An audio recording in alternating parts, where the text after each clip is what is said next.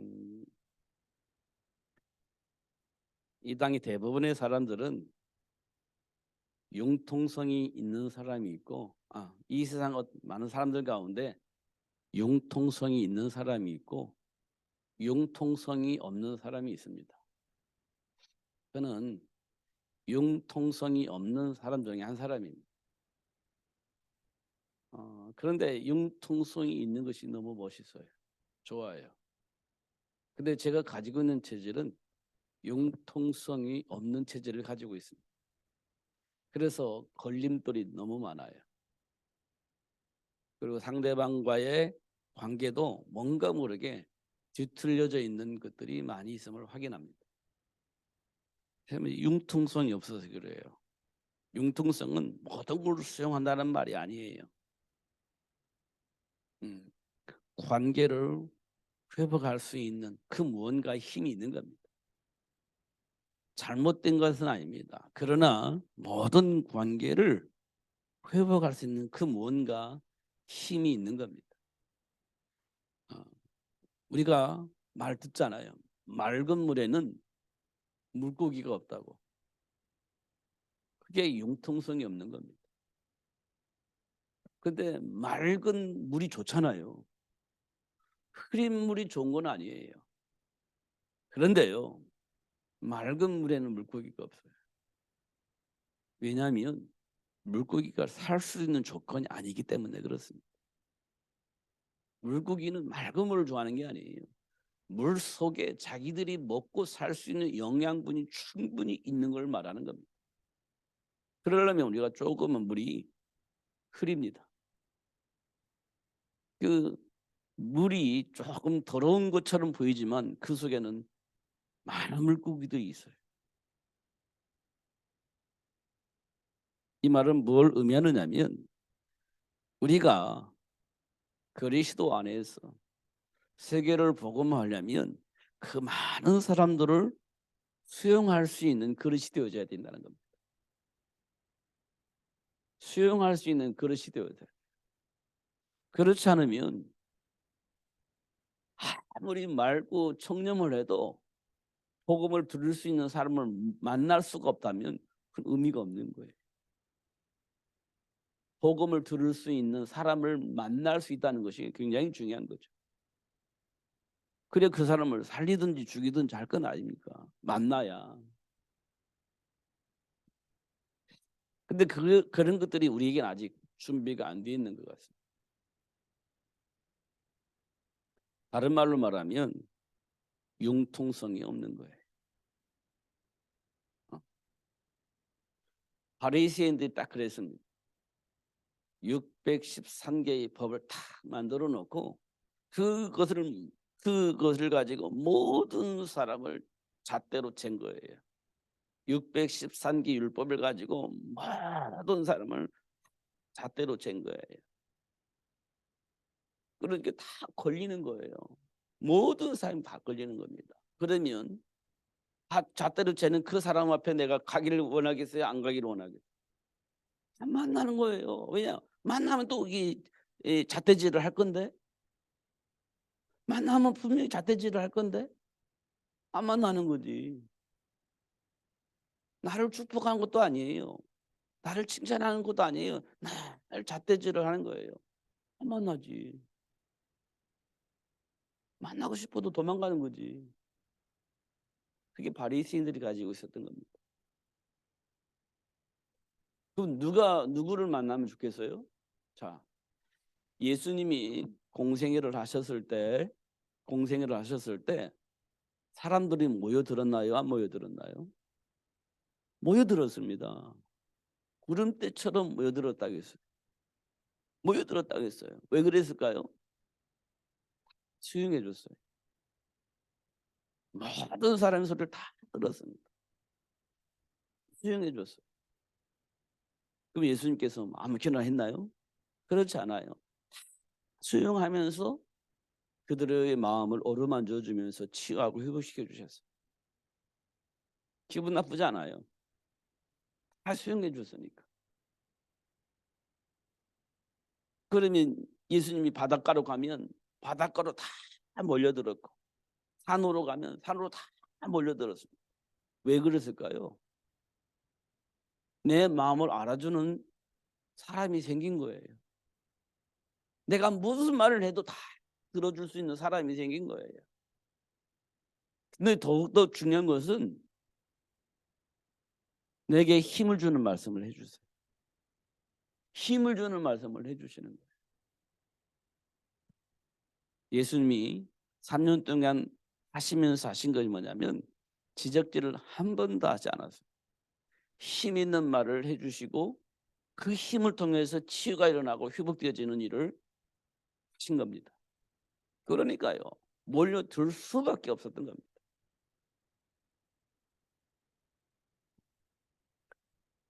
이 그리스도 안에 있는 축복이에요.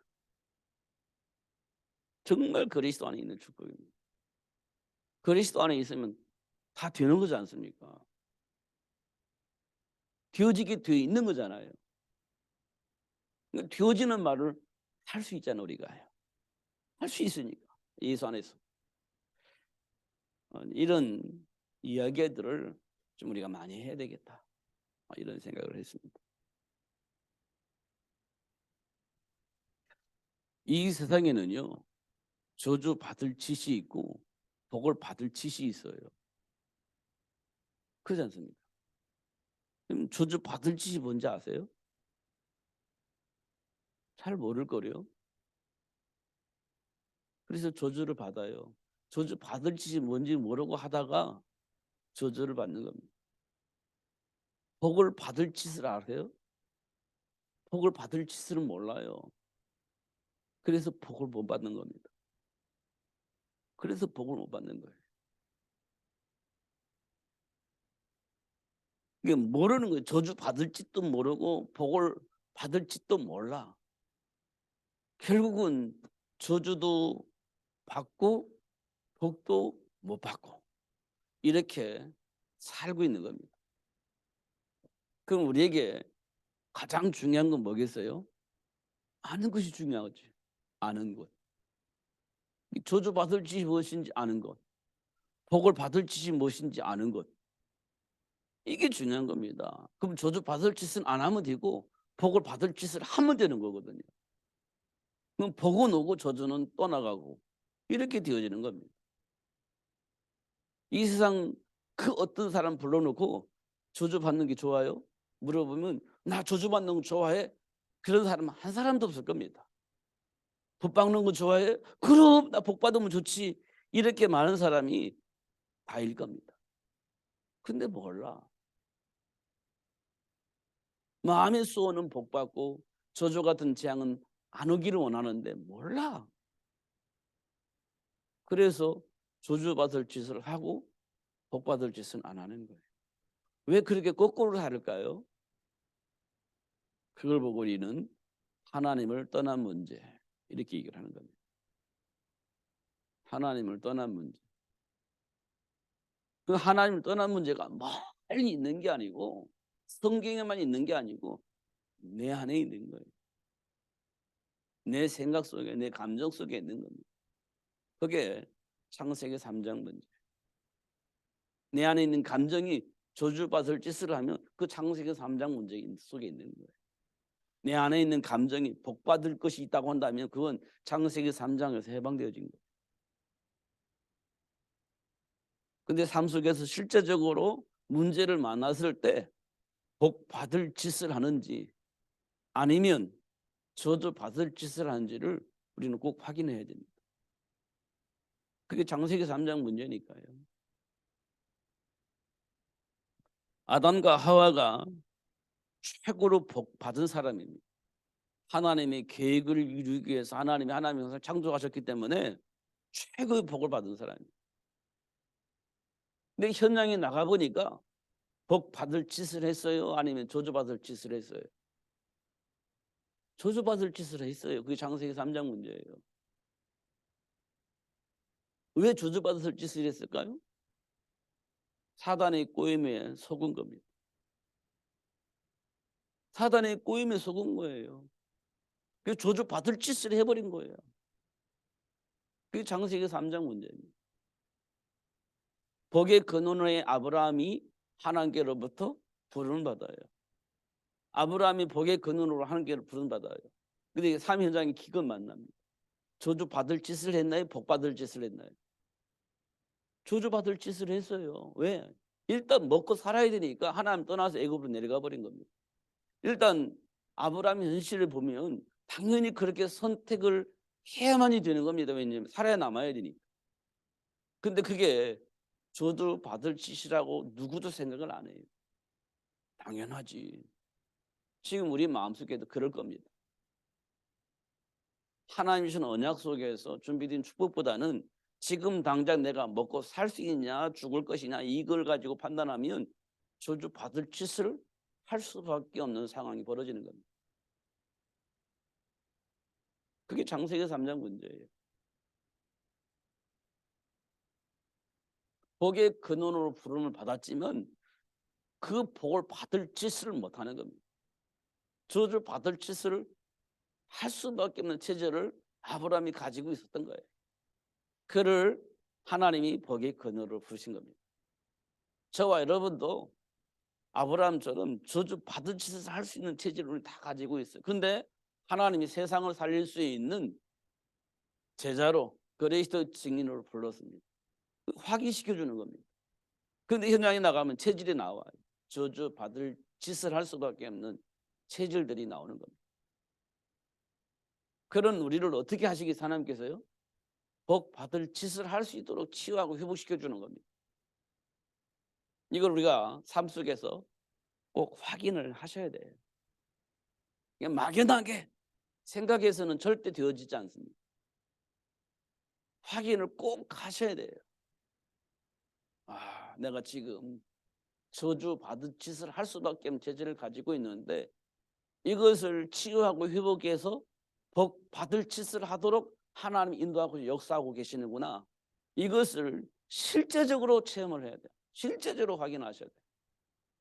막연하면 안 됩니다. 꼭 그렇게 하셔야 돼요. 예수님이 수제자인 베드로에게도 그 짓을 저주 받을 짓을 했어요. 예수님 수제자인 뭡니까? 예수님이 죽을 상황이 되니까 저주하고 도망가 버리는. 그게 자기가 살 길이라고 생각을 했기 때문에 저주하고 도망가 버린 겁니다. 그게 저주받을 짓이지. 그런 베드로를 예수님이 수제자로 삼으신 거예요. 막 열심을 다하고 충성을 당하니까. 근데 근본은 안 바뀐 겁니다. 근본은. 그게 결국 어느 날 위기가 오고 한계가 오니까 배신하고 돌아서는 겁니다. 배신하고 돌아서는 거예요. 그게 사실은 저주받을 짓이에요. 그런데 그런 베드로를 치유하고 회복시켜 주셔서 세계를 복음화할 수 있는 제자를 양육할 수 있는 복받을 짓을 할 수 있도록 역사하시는 것을 확인할 수 있습니다. 굉장히 중요한 일이에요. 우리 막연하게 가지고 있으니까 복받을 짓은 아는데 현장에 나가면 나도 모르게 무의식 속에 저주받을 짓을 하고 있다는 겁니다. 나도 몰라. 무의식 속에 나오는 거니까. 정신 차리면 할 수 없는 일들을 하는 겁니다. 그런 일들이 우리 삶 속에서 일어나는 거예요.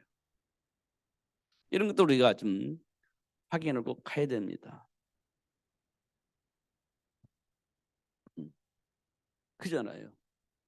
그러면 지금까지 우리가 살아가면서 나는 어떤 선택을 하면서 어떤 삶의 기준을 가지고 살아왔는지를 한번 스크린을 해야 돼요.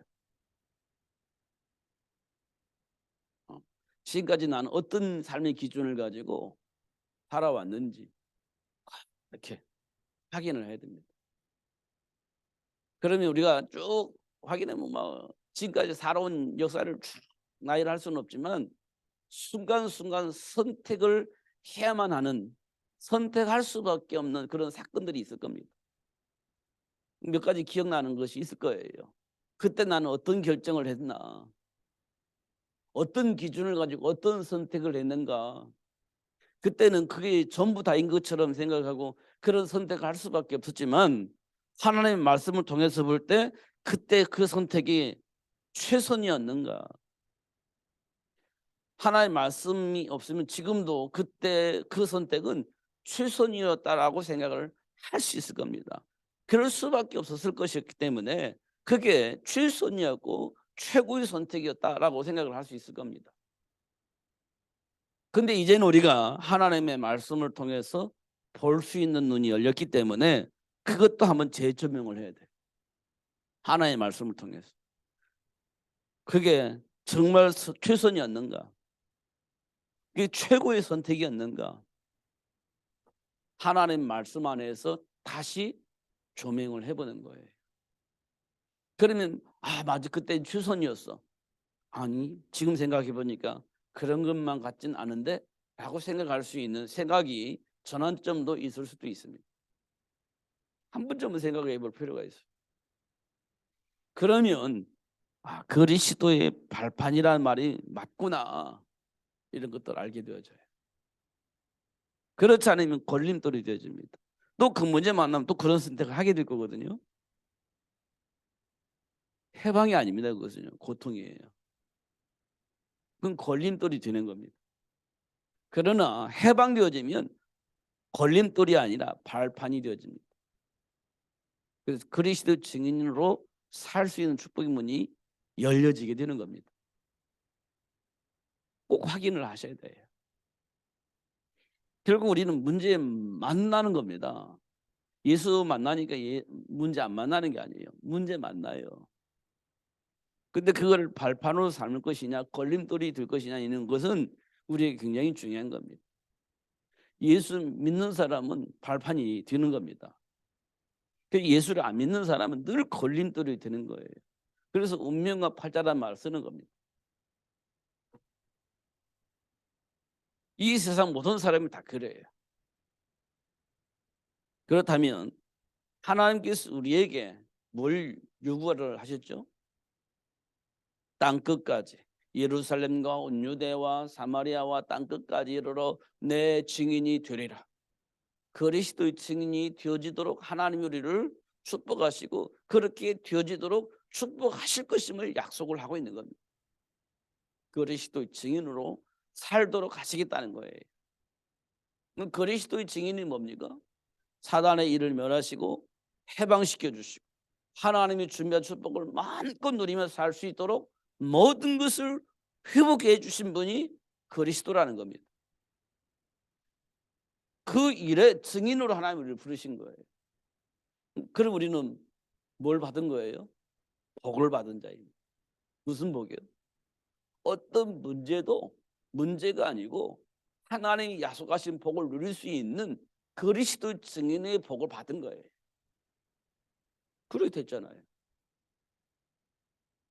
문제가 절대 문제가 아니에요. 그 문제를 해결하신 예수 그리스도를 말할 수 있는 증거를 얻을 수 있는 신분과 권세가 우리에게 주어져 있다는 거예요. 많은 사람들은 그 문제 때문에 어떻게 해야 될지 알지 못하고 저주 속에서 재앙 속에서 방황하고 우상 숭배하고 있는데 그 문제를 해결할 수 있는 능력을 내가 가지고 있는 거예요. 그 증인이 되는 겁니다. 그렇게 하시겠다고 약속을 하셨어요, 예수님. 잘 살펴보셔야 됩니다. 지금 우리가 뭘 살펴야 되냐면 내 안에 있는 감정 속에 있는 거 살펴봐야 돼요. 내 안에 있는 감정 속에 있는 거 잘 살펴봐야 돼요. 해방이라는 단어 속에서 나를 살펴봐야 돼요. 자유라는 단어 속에서 나를 살펴볼 수 있어요. 해방이면 자유잖아요. 자유라는 것은 걸림돌이 없다는 거잖아요. 그 속에 있는 나를 살펴볼 필요가 있어요. 정말로. 다른 말로 말하면 문제될 것이 없다는 거예요. 내 인생 속에 문제될 것이 없다는 겁니다. 전혀 문제될 것이 없어요. 사도 바울이 그랬잖아요. 내게 능력 주시는 자 안에서 내가 모든 것을 할 수 있다. 이 말은 뭘 의미하는 겁니까? 이 땅에 그 어떤 문제를 만나도 문제될 게 없다는 거예요. 왜요? 하나님이 능력으로 역사하시면 다 되는 건데 뭐가 문제예요? 문제될 것이 없다는 거죠. 그걸 보고 우리는 해방이라고 합니다. 죄와 사망의 법에서 해방하였느니라. 누구를? 너를. 이렇게 되어 있습니다. 죄와 사망의 법에서 너를 해방하였느니라. 이 말은 걸림돌이 없다는 거예요. 문제될 것이 없다는 겁니다. 해방됐으니까. 이렇게 말씀을 하고 있습니다. 이걸 우리가 막연하게 가지고 있기 때문에 현장 나가면 또 걸려 넘어지고, 현장에 나가면 내 안에 있는 체질로 또 넘어지고, 내 안에 있는 감정 때문에 또 넘어지고, 그렇습니다. 왜냐? 확인을 안 했어. 확인을 안 했어. 내가 어디에서 해방됐는지, 무엇으로 인하여서 내가 해방받았는지 이게 확인이 안 되어져 있어. 그러니까 막 해방됐으니까 너무 좋았어. 근데 현장에 나가면 꼭 또 걸려 넘어져. 현장에 나가면 또 내 안에 있는 감정 때문에 꼭 걸려 넘어져. 내 안에 있는 체질 때문에 또 걸려 넘어져. 이제 확인되어졌다면 이 통로가 보이는 겁니다. 통로가. 사단의 통로. 이 문제를 예수님께서 해결해 주셨는데 지금까지는 몰랐던 겁니다. 체질로만 알고 있었어. 감정으로만 알고 있었어. 상처로만 알고 있었어. 그 걸리면 또 넘어지고, 걸리면 또 뭐 무너지고 그렇습니다. 그게 사단의 통로였던 겁니다. 그 사단의 일을 멸하신 예수 이름으로만 그 문제가 해결되는데 그걸 우리는 그동안 생각할 깊이 하지 않았어요. 또 무너지고 또 넘어지고 하는 겁니다. 오늘은 그런 통로로 역사하는 사탄을 확인하시고 그 사단의 일을 멸하신 그리스도를 언약으로 붙잡고 신분과 은혜를 회복하시고 하나님이 약속하신 축복을 누리시는 여러분 되어지기를 예수님 이름 축복합니다. 꼭 그렇게 하셔야 되는 겁니다. 이것은 어떻게 해요? 하시면 되는 거예요. 믿으면 되는 겁니다. 그러면 돼요. 그러면 왜 안 됩니까? 말을 못 알아들으면 안 되는 거지 이게. 말을 알아들으면 되는 건데 말을 못 알아들어. 그럼 안 되는 겁니다.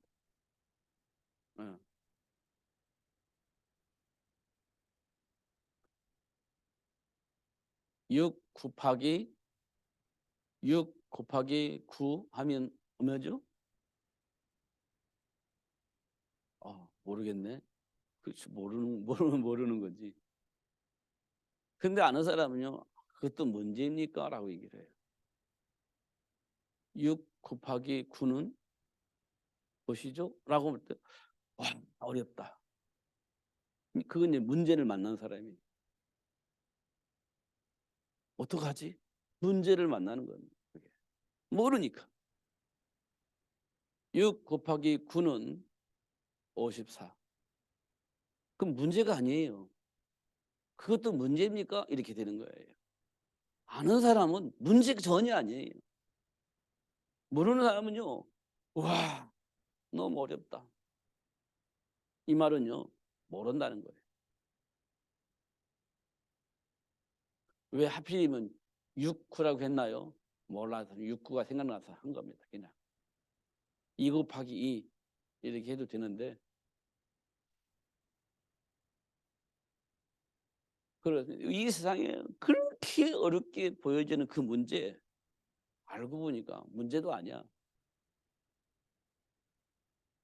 여러분 우리가 홍해바다 사건 수없이 들었잖아요. 문제예요, 문제가 아니에요. 홍해바다 사건 만나잖아. 우리 홍해바다 사건 알잖아요. 홍해는 막 물이 흐르고 뒤에는 이스라엘 애굽의 군인들이 병거 타고 막 가려고. 왜요? 잡아가려고. 앞에 가면 홍해바다 있고 뒤에는 로마 군인. 문제 아니에요. 문제지. 답이 없으면 문제입니다. 이건 풀 수 없는 문제지.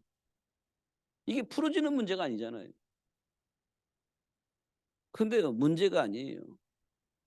왜요? 하나님이 역사하시니까 홍해바다 갈라져 버려요.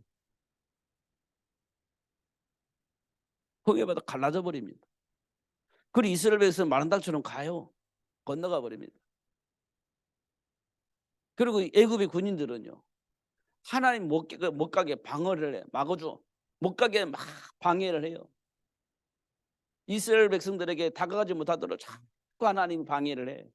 뭐 달려갈 수가 없어. 뭐 어떻게 해요? 달려갈 수가 없지. 막으니까 하나님께서. 이스라엘 백성 다 건너간 다음에 물을 합쳐버렸어. 그리고 그 애굽의 군인은 어떻게 됐어요? 홍해바다 수장돼 버려 죽었지. 이 말을 우리는 수없이 들었던 얘기예요. 이스라엘 백성들은 다 문제라고 봤어요. 해결할 수 없는 문제를 본 겁니다. 근데 모세는요, 하나님께로 응답받고 문제가 아니라고 봤어요. 모세는 문제가 아니라고 봤어요. 그래서 모세가 이스라엘 백성들에게 뭐라고 말했냐면, 이스라엘 백성들아 잘 봐. 다시는 저 애굽의 군인들을 못 보게 될 거야. 못 보게 될 거야. 우리는 홍해바다를 충분히 건너가겠지만 저 애굽의 군인들은 우리가 못 봐 이제 더 이상. 다 죽을 거니까. 하나님이 우리와 함께 싸우고 계시니까 그렇게 될 거야 라고 모세가 얘기를 하는 거예요. 하나님 우리와 함께 계셔서 저 애굽의 군대로 싸우기 때문에 우리는 충분히 이길 수가 있고 저들은 우리는 다시 못 봐. 이렇게 얘기했습니다. 모세가. 그리고 모세는 홍해바다를 가르친 하나님의 역사 속에서 건너가게 되고요. 애굽 못 건너가게 된 겁니다. 자, 홍해바다 앞에 있을 때 이스라엘 백성들은 문제였을까요? 문제가 아니었을까요? 문제지. 우리가 만난 문제가 그런 문제입니다. 날마다 문제를 만나는 거예요. 근데 하나님 언약 안에서 보면 문제가 아니야. 이걸 보는 눈이 굉장히 중요합니다. 그걸 보고 우리는 해방이라고 말하고 누림이라고 얘기를 하는 거예요. 어렵나요? 어렵죠. 이해가 안 되는 거니까. 그래서 하나님의 말씀을 믿는 자가 복이 있는 거예요. 믿는 자가 복이 있는 겁니다. 조금 전에 말했던 아브라함이 기근 만났어. 문제가 아니에요. 문제지. 먹을 것이 없는데. 먹을 것이 없어. 문제지. 그 먹을 것이 있는 걸 찾아가야 되잖아. 당연하지. 찾아가야지. 그게 해결책으로 생각한 거니까. 근데 해결책을 찾아서 애굽으로 갔어요. 먹는 것은 해결됐는데 내 인생의 미래는 누가 책임져요? 먹을 것은 책임 해결 받았어. 애굽으로 애굽에 애굽으로 들어가니까 먹을 것은 해결됐어. 그럼 내 인생은요? 어떻게 돼요? 먹을 것은 해결됐는데 내 인생은 완전히 박살나는 거예요. 먹을 거는 해결됐는데 인생은 완전히 박살나는 겁니다. 그게 해결된 거예요? 그렇게 되는 겁니다. 우리 인생은요. 하나님이 주신 언약 안에 있지 않으면 지금 당장의 문제 해결되는 것 같은 내 인생은 완전히 박살나는 거예요. 완전한 저주와 재앙 속으로 밀려 들어가는 거예요. 그게 아브라함과 사라를 통해서 우리에게 보여준 사건이에요. 하나님 주신 언약 안에서 봐야 돼. 그래서 이런 것들을 우리가 하나씩 하나씩 꼭 확인해야 됩니다. 그래서 어떤 것이 저주고 어떤 것이 재앙인가를 분별할 수 있어야 돼. 어떤 것이 복인지 이걸 우리가 분별할 수 있어야 돼. 그러면 당연히 복을 선택을 하죠. 알면. 지금 당장 망할 것 같은데 아니 그게 복이야라는 거 생각하면 그 복을 선택을 하는 겁니다. 아브라함이 흉년을 다시 가나안 땅에 들어와 가지고 막 풍년이 됐어요. 그래 가지고 조카와 이제 다툼이 생긴 겁니다. 왜 다툼이 생기냐면 이스라엘은 목축업이잖아요. 농사가 아니고 목축이에요, 목축. 양을 치는 목축입니다. 그런 양이 많아지면 뭐가 많아져야 돼요? 초원도 많아야지. 풀도 많아야 되지 않습니까? 그런데 땅덩어리는 늘어나지 않잖아요. 양은 많이 늘어날 수 있는데 땅덩어리는요 그대로 있는 겁니다. 그러면 내 양은 누가 먹입니까? 누가 먹여요? 내가 먹여야지. 그러면 그 제한되어 있는 처지 속에 내가 먹을 거야 이렇게 생각할 거 아니에요. 내가 먹일 거야. 그 상대방은요. 그래 너 알아서 먹여. 나는 굶어 죽겠게. 이런 사람이 없을 거 아니에요. 나도 먹여야 되는데 하고 싸울 거 아니에요. 나도 먹여야지. 너만 먹이냐? 나도 먹여야지. 이제 그렇게 해서 분쟁이 생기는 거예요. 이 땅에 많은 사람들이 그런 분쟁이 생긴 거예요. 너만 나도 해야 되는데 너만 해. 너만 먹어 나도 먹어야 되는데 이게 분쟁인 거예요. 분쟁이 생기는 거예요. 이 땅에 제한되어져 있는 일자리 있는데 일할 사람 많아. 그럼 분쟁이 생기는 거지. 그렇지 않습니까? 아브라함과 조카 롯이 그런 분쟁 속에 있었던 겁니다. 그때 여러분 어떻게 하겠습니까? 문제를 보면 이거 답이 없어요. 근데 아브라함이요 언약 안에 보니까 답이 나왔어요. 어떻게 했죠? 조카에게 다 양보해 버렸어요. 그게 하나님의 배경을 아는 자는 그게 복인 거예요. 하나님을 배경으로 아는 사람은 양보해도 괜찮아. 하나님 어떤 분이시죠? 창조주 하나님, 나를 창조하신 하나님, 나를 책임지신 하나님. 그 하나님을 알면 양보할 수 있어요. 근데 양보해야 된다고 하니까 양보하라는데 미치겠는 거야. 그게 이제 문제가 되는 거예요. 성경은 양보하라는데 그 양보를 해야 할 이유를 모르니까 미치는 거지. 양보해놓고 원망불평하고 양보해놓고 막 모든 짓을 다 하는 거예요.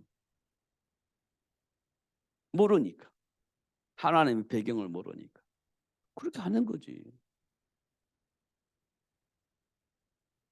근데 아브라함은 하나님의 배경을 알았어요. 양보했어요. 그리고 하나님의 배경을 믿었어요. 하나님의 배경을 믿은 거예요. 그 이후에 아브라함이 어떻게 됐어요? 부자 됐지. 318명이 가병을 거느릴 수 있을 만큼 부자가 됐습니다. 부자 된 것이 전부 잘 될 거냐? 그걸 말하는 게 아니에요. 하나님의 배경 속에 있으면 하나님이 원하시는 일을 할 수 있을 만큼 복을 받는 거예요. 하나님이 원하시는 일을 충분히 하고도 남을 수 있을 만큼 하나님께서 우리에게 복을 주시는 겁니다. 그게 하나님이 약속된 복이에요. 하나님이 약속된 복입니다. 그 복을 우리가 봐야 되는 거예요. 그 복을 보지 못하면 우리는 나도 모르게 무의식 속에 저주스로 말려 들어가는 거예요. 나도 모르게 저주스에 말려 들어가는 겁니다. 자, 조카와 아브라함이 분쟁이 생겼을 때 조카 롯이 동서남북을 바라보니 어디가 가장 좋은 것처럼 보였어요? 소돔과 고모라가 가장 좋게 보였어요.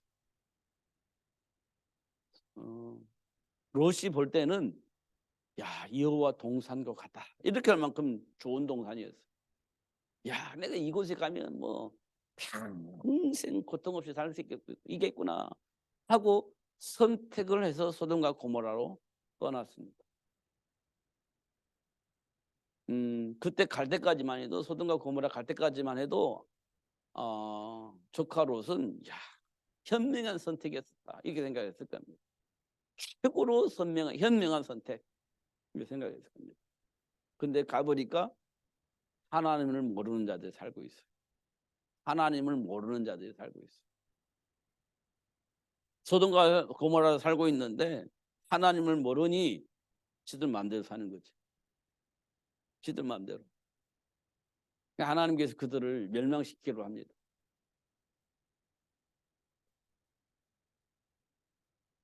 이게 현장에서 일어나는 일들입니다. 현장에서 일어나는 일들.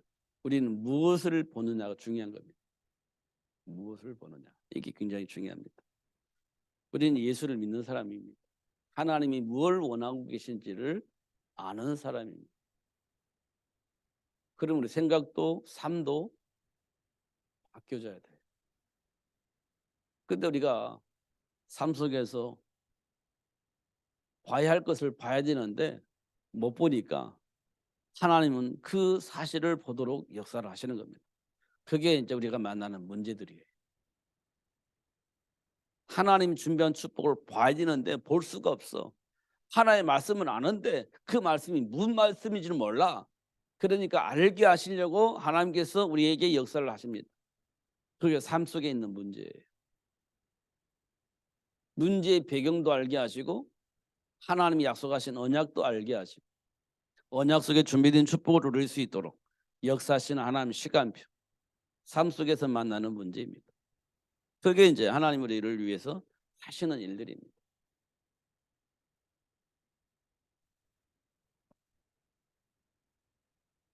하나님이 우리를 위해서 준비한 축복은 뭘까요? 세계 복음화입니다. 세계 복음. 요즘 우리가 무슨 말을 하죠? 237 나라 5천 종족을 살릴 수 있는 제자 만들자. 이런 말을 하지 않습니까? 세계 복음화 때문에 그런 거예요. 237 나라 5천 종족을 살릴 수 있는 전도 제자로 살자. 그런 전도 제자 만들자 해서 우리가 렘넌트 운동을 하고 있는 겁니다. 이게 이제 내게 답으로 와야 돼요.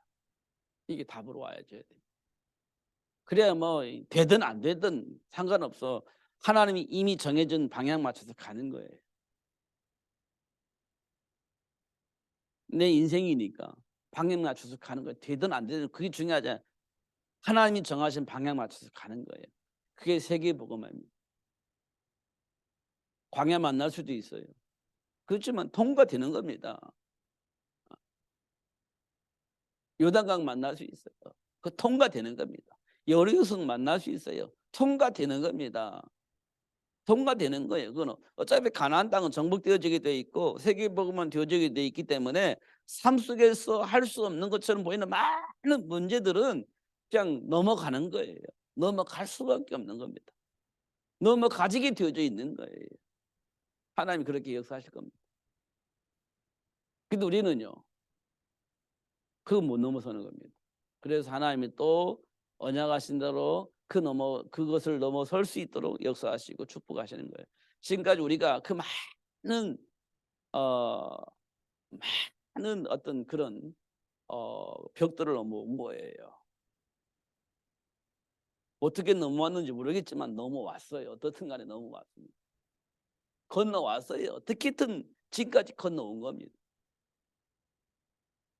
그럼 내 인생 앞에 또 많은 여러 가지 함정들 올무들이 있겠죠. 또 그걸 넘어가게 할 겁니다. 하나님께서. 세계복음화 해야 되니까. 그렇게 하실 겁니다. 자, 26절에 보니까 이 비밀은 만세와 만대로부터 감춰졌던 것인데 이제는 그의 성도들에게 나타났고 하나님이 그들로 하여금 이 비밀의 영광이 이방인 가운데 얼마나 풍성한지를 알게 하려 하심이라. 이 비밀은 너희 안에 계신 그리스도시니 곧 영광의 소망이니라. 이렇게 되어 있습니다. 삶의 문제를 해결할 수 있는 비밀이 뭐냐? 그리스도. 이렇게 되어 있어요. 그리스도.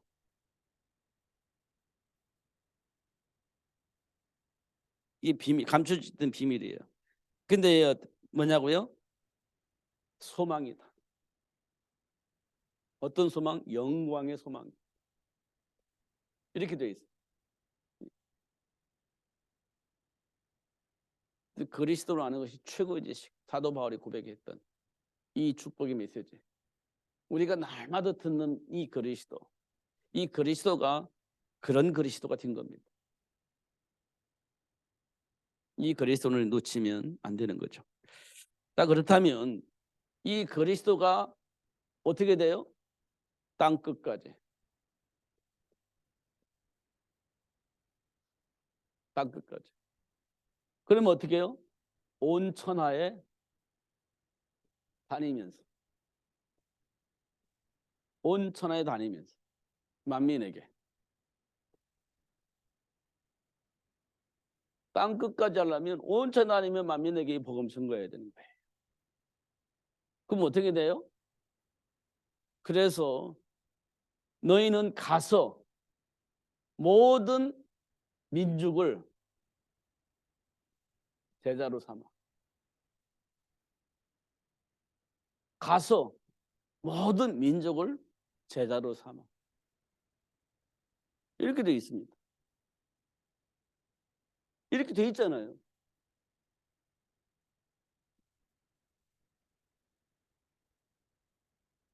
지금 우리는 뭐라고 말하죠? 5천 종족.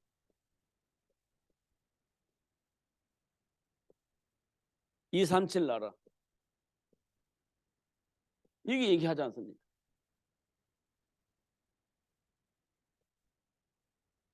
이걸 왜 얘기했죠? 감춰져 있던 이 그리스도의 복음을 증거하기 위해서 이런 말을 한 거예요. 땅 끝까지 이 복음이 증거해야 되니까. 이 그리스도를 알지 못하면 이게 가능하지 않죠. 그리스도를 모르는 게 가능하지 않아요. 이거. 절대 가능하지 않습니다. 이 일을 위해서 우리에게 뭐가 필요하겠어요? 이 일을 위해서 생육이 복이 필요하죠. 생육이 복이 필요하죠. 이 생육이 복이 없이는 5천 종족 237 나라 살릴 수 있는 1천만 제자가 어디서 나와? 나올 수가 없지. 이 생육이 복을 주셔서 이거 하겠다고 하신 거예요, 하나님께서. 그럼 우리가 뭘 해야 돼요? 결혼이라는 걸 해야 되고 생육이라는 걸 해야 되죠. 근데 지금은 이거를 전혀 못하는 문화가 할 수 없는 문화로 바뀌어져 있는 거예요. 이거 할 수 없는 문화로 바뀌어지고 있는 거예요. 이걸 우리가 분별해야 됩니다.